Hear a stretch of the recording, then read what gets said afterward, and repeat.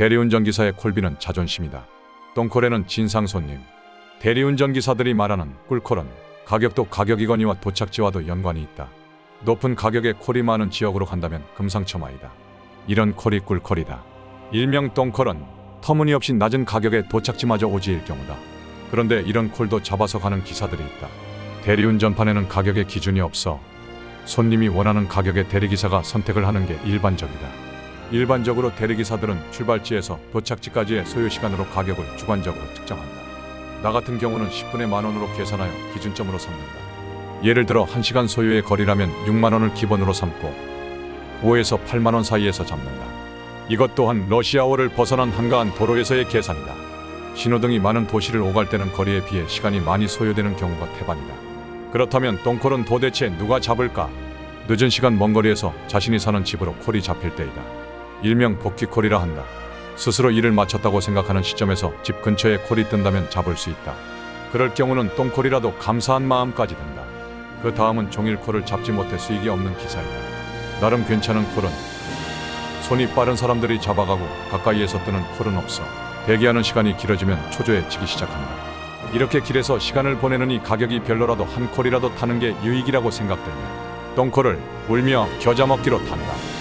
그리고 일을 시작한 지 얼마 안 되는 초보기사들이다. 어느 정도의 정보를 가지고 일에 임하는 사람들도 있지만 대부분은 풍문으로 들은 어설픈 정보를 바탕으로 시작을 한다. 내가 그랬다. 그래서 어떤 거리에 어느 정도의 가격이 적당한가 하는 기준이 없을 뿐더러 도착지에 대한 경험도 없어 똥콜을 잡고 오지에 들어가 고생고생하며 눈물을 글썽였던 경험들이 있다. 1시간 거리를 6만원 정도면 가겠다고 생각하고 있었는데 7만원의 콜이 떴다면 당연히 잡을 것이다. 그리고 도착지까지 가면서 스스로 만족감을 가질 것이다. 그러나 도착지가 오지였다면 약간의 후회를 하면서도 자신의 선택에 대해 큰 실망을 하지 않을 것이다. 하지만 그 거리를 3만 5천에 갔다고 가정하자. 실제 그런 경우들이 있다. 오지에서 탈출하려니 택시도 없고 주변에 동승할 기사도 없다면 자신이 번 돈은 고사하고 오히려 미치는 일을 했다고 생각될 경우도 있다. 미치지 않으려면 첫 차가 올 때까지 대기했다가 나오는 수밖에 없다. 그때 밀려오는 상실감은 이루 말할 수 없다. 이런 일들을 일상으로 느끼며 사는 것이 대리기사의 하루다. 그런 탓에 나는 나 자신을 사랑하는 마음으로 똥콜은 잡지 않는다. 다른 사람이 잡고 가더라도 원망하지 않는다. 이것은 적어도 내 자존심 때문이다. 관점을 바꾸어 생각하면 평소에 2만원으로 대리기사를 불러 가던 사람이 3만원의 가격으로 콜을 부르는 것은 어렵다. 이미 경험을 한 바가 있기 때문이다. 이런 고객이 많아질수록 콜비는 하향정착된다. 지금처럼 수요와 공급의 균형이 기울어져 있는 현실에서는 더욱 그렇다. 오늘 한 콜도 못 잡고 집으로 돌아왔다. 터무니없는 가격들만 올라오길래 일할 맛이 떨어져 버렸다. 어떤 사람들은 운명이겠거니 여기고 받아들이며 순응해야 한다고 말한다. 하지만 난 그렇지 않다고 생각한다.